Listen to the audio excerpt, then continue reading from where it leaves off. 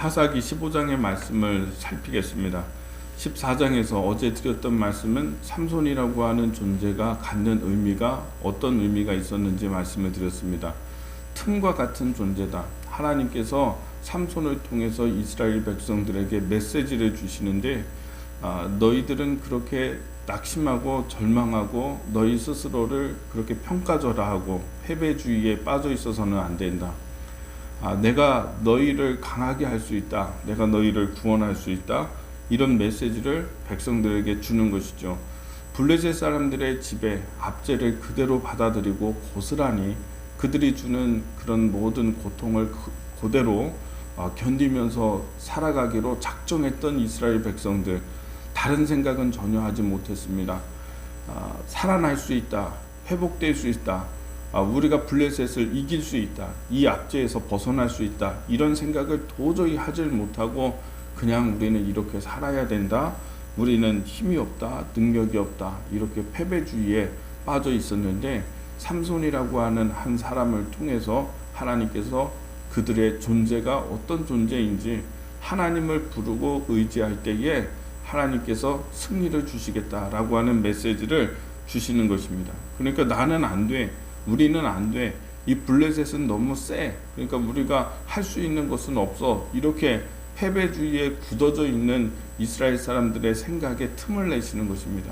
삼손의 때로는 이렇게 보면 엽기적인 어떤 행동들, 이런 그리고 블레셋 사람들 1000명 때려서 죽이고 하는 일들, 이런 일을 통해서 하나님께서 우리에게 구원을 주실 수 있구나라고 하는 생각을 가질 수 있도록 그런 틈새와 같은 틈을 내는 그런 존재였다라고 말씀을 드렸죠. 오늘 그 말씀을 또 이어서 드리고자 하는 것이죠.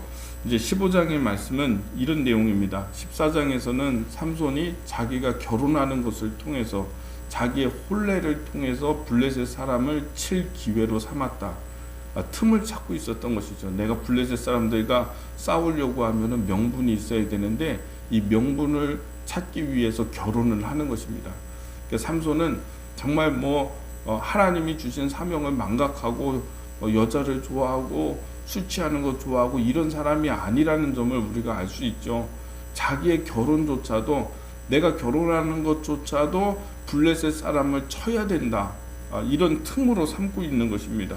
블레셋 사람에게로 장가를 가는데 거기서 여러분 수수께끼를 내잖아요. 수수께끼를 맞추면은 이 블레셋 친구들 30명에게 내가 너희에게 겉옷 한 벌, 속옷 한 벌씩 주겠다. 그러니까 겉옷 30벌, 속옷 30벌 너희에게 주고, 그리고 수수께끼 맞추지 못하면 너희들이 오히려 나에게 겉옷 30벌, 속옷 30벌을 다오. 그러니까 블레셋 사람들이 하겠다 이렇게 했던 것이죠. 수수께끼를 못 맞추죠. 이게 못 맞추니까 자기들이 그 겉옷 30벌, 속옷 30벌을 삼손에게 줘야 되는 이런 상황이 되니까 다급하니까 삼손의 신부된 자, 아내 될 자, 그 아내 된 자에게 협박을 해서 너와 너희의 집을 다 불태워서 죽일 것이다. 그러니 삼손에게서 정답을 알아내라. 이렇게 해가지고 정답을 알아내죠. 그래서 이 블레셋 사람들이 맞추고 삼손이 이제 겉옷 30벌, 속옷 30벌 이것을 줘야 되니까 이제 에스클론이라고 하는 블레셋 동네로 가서 거기에 불량배들과 싸워서 30명을 죽이고 겉옷 30벌, 속옷 30벌 취해가지고 자기에게 수수께끼 약속한 사람들에게 줬다. 이런 내용을 우리가 15절에서 14장에서 함께 나누었죠. 15장에서는 이제 내용이 연결이 되는 것입니다. 자기 아내, 그렇게 해서 결혼을 했는데 15장 말씀을 좀 앞부분을 보겠습니다. 앞부분에 보면은 삼손이 이제 자기 아내를 만나기 위해서 이제 그 블레셋으로 갑니다. 그 동네로 장인집이죠. 장인집으로 이제 갔는데 장인이 그 삼손의 아내 된 자를 블레셋 사람들에게 줘버렸어요. 아내로 보내버렸어요. 삼손의 아내 된 자를 다른 사람에게 보냈다고요. 이런 일이 있습니다.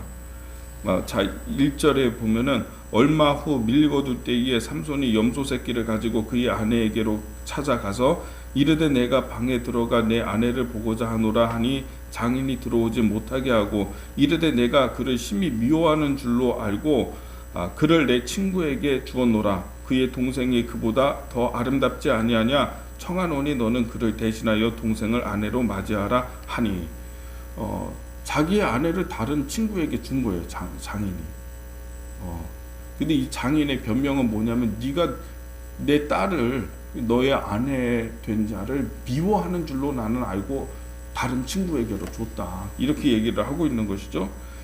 그래서 3절에 보면 삼손이 그들에게 이르되 이번은 내가 블레셋 사람들을 해할지라도 그들에게 대하여 내게 허물이 없을 것이니라 하고 화가 난 겁니다. 삼손이 자기 아내를 다른 사람에게 줘버렸으니까 내가 이제 너희 블레셋 사람을 치더라도 너희들은 할 말이 없다. 이 틈을 얻은 거죠. 틈새를 얻은 거죠. 그래서 4절에 보면 삼손이 가서 여우 300마리를 붙들어 그 꼬리와 꼬리를 메고 회를 가지고 그 두 꼬리 사이에 한 회를 달고 회에 불을 붙이고 그 여우 300마리를 잡아서 그 꼬리에 꼬리를 묶고 거기에다가 회를 붙이고 불을 붙였다. 꼬리에다가 불 붙여가지고 놓아준 거죠.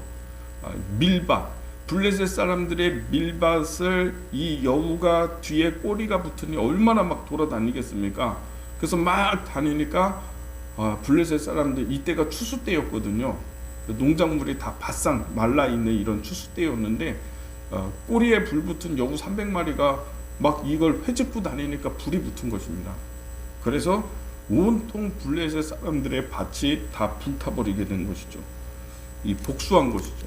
내가 이렇게 해도 너희는 나에게 할 말이 없다. 그래서 보면은 뒤에 보면은 저 블레셋 사람들이 화가 난 겁니다. 이게 도대체 누가 했냐? 삼손이라고 하는 사람이 했습니다. 그 삼손이 왜 이런 짓을 했냐 그랬더니 그의 장인이 그의 딸을 삼손의 아내 된 자를 다른 블레셋 사람에게 시집 보냈습니다. 줘버렸습니다. 그 화가 나서 이렇게 한 겁니다. 그랬더니 블레셋 사람들이 어떻게 하냐? 그 장인과 그의 딸을 붙잡아서 불태워버립니다.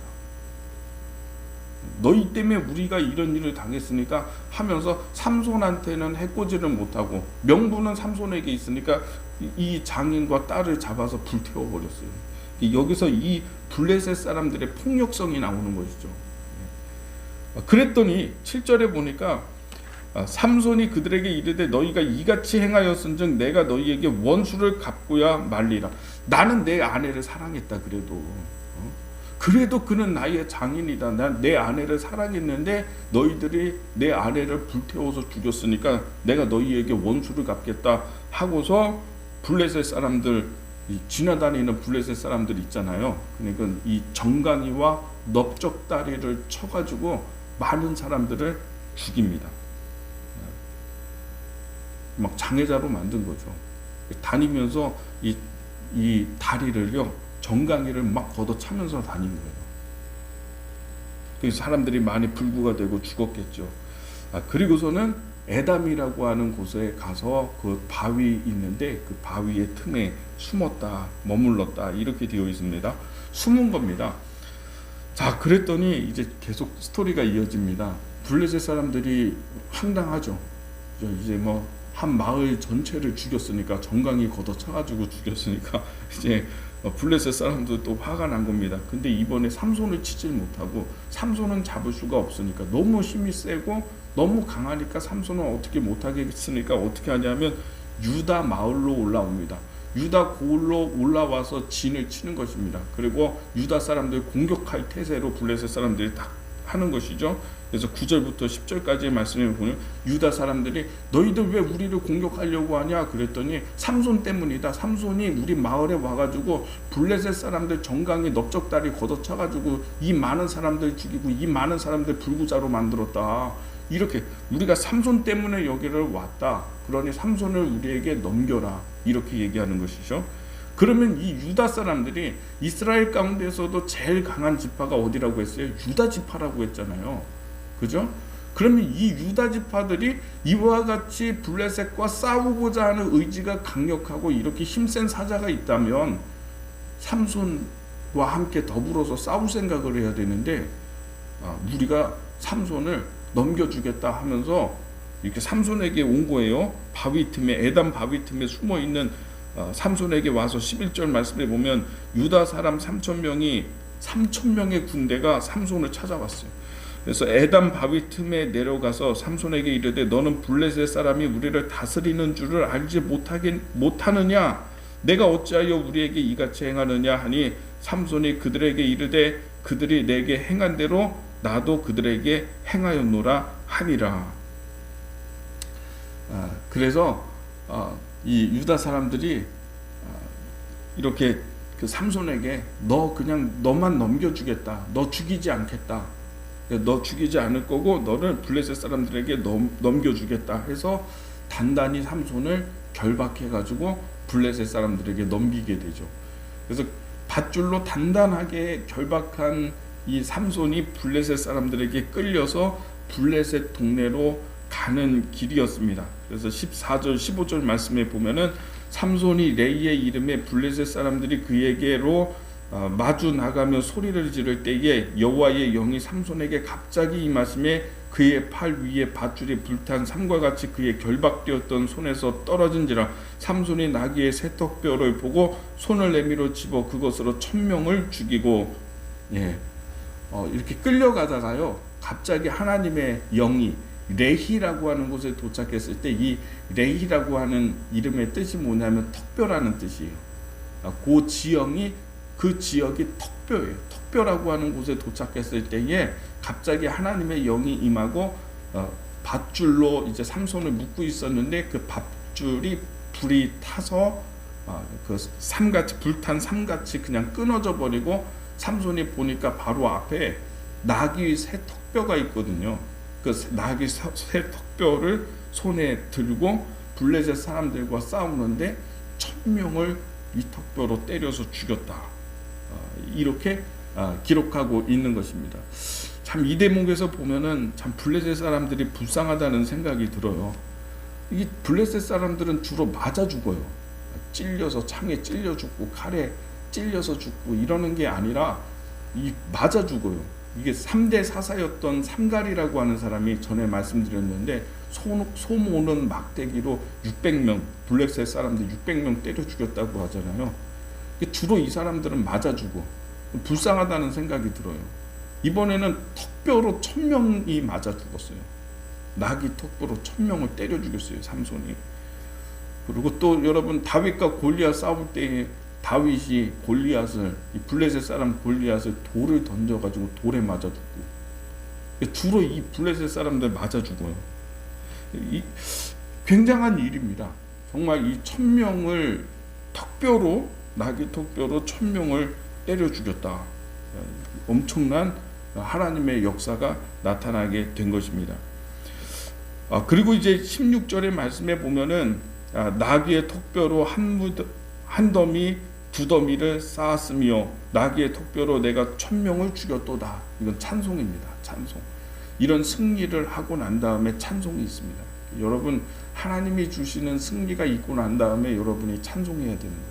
찬송이 있고, 근데 그 말을 마치고 찬송을 끝냈더니 이제 삼손이 기진맥진해가지고 너무 목말라서 힘이 다 빠져가지고 죽을 지경이 된 겁니다.